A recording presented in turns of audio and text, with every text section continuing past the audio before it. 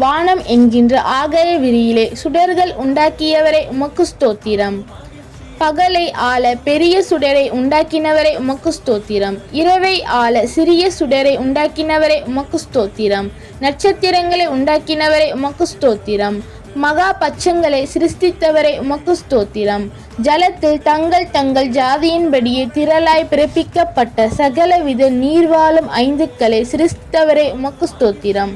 சிறகுள்ள ஜாதிகளை சகலவித பட்சிகளை சிருஷ்டித்தவரே உமக்கு ஸ்தோத்திரம்.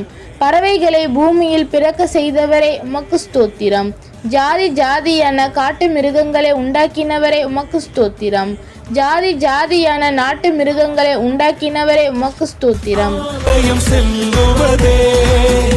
அது மகிழ்ச்சியை தந்திடுதே. என் சபையுடனே உம்மை